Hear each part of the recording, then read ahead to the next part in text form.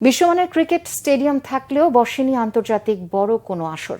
রাজনৈতিক প্রতিহিংসার শিকার রাজশাহীর ক্রিকেট অভিযোগ বিএনপি চেয়ারপারসনের উপদেষ্টা মিজানুর রহমান মিনুর। নিজেদের মাঠে বিপিএল এর ম্যাচ না পেয়ে ক্ষুব্ধ নগরবাসী। স্টেডিয়ামটি দেশসেরা ভেন্যু হতে পারত বলে মনে করেন সাবেক অধিনায়করা। রাজশাহী থেকে পারিতোষ চৌধুরী আদিত্যর রিপোর্ট। রাজশাহীর অন্যতম ঐতিহ্য বিভাগীয় স্টেডিয়াম। একসাথে ৩৫,০০০ দর্শক খেলা দেখতে পারেন গ্যালারিতে বসে। ২০০৪-এ অনূর্ধ্ব-১৯ বিশ্বকাপের ম্যাচ হয়েছে এখানে।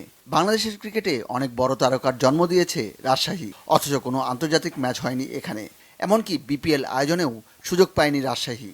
ক্রিকেট প্রেমী যারা আছে আমরা মানববন্ধন করেছিলাম যে আমাদের এখানে যেন ম্যাচ দেওয়া হয়। যদি সুযোগ সুবিধা থাকে তো বিপিএল ম্যাচ হয় এখানে সম্ভব। অবশ্যই বিসিবির একটা নজর দেওয়া উচিত আমি মনে করি। আমরা চাই যে রাজশাহীতে বিপিএল হোক। এখানে যদি খেলা হতে পারতো আমরা রাজশাহী মানুষজন আমাদের দলটাকে আরো বেশি সাপোর্ট করতে পারতাম। অথচ আন্তর্জাতিক ম্যাচ আয়োজনের সব ধরনের সুযোগ সুবিধাই আছে উত্তরের এই জনপদে। স্টেডিয়ামের উইকেট ও মাঠ দেখে প্রশংসায় পঞ্চমুখ জাতীয় দলের সাবেক অধিনায়ক হাবিবুল বাশার সুমন।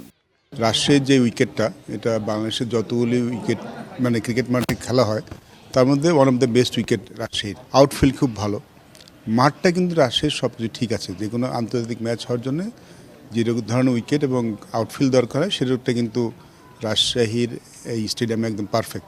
জেলার তারকা ক্রিকেটার সাবেক অধিনায়ক খালেদ মাসুদ পাইলটের মতে, আন্তর্জাতিক ম্যাচ হলে এই অঞ্চল থেকে আরও অনেক তরুণ ক্রিকেটে আকৃষ্ট হবে।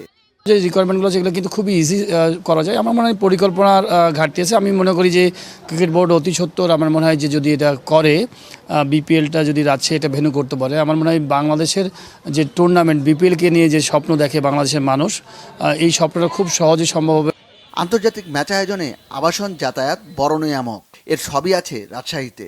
বিএনপি নেতা মিজানুর রহমান মিনুর অভিযোগ, এই স্টেডিয়ামের ফ্লাডলাইট খুলে লাগানো হয়েছে খুলনায়। রাজশাহীতে সর্বোচ্চ সকল সুযোগ আছে, কিন্তু গত ১৬-১৭ বছরে রাজনৈতিক কারণে রাজশাহীকে বঞ্চিত করা হয়েছে। ইনশাআল্লাহ একটা পরিবর্তন হয়েছে, রাজশাহীর নেতৃত্ব সুপ্রতিষ্ঠিত।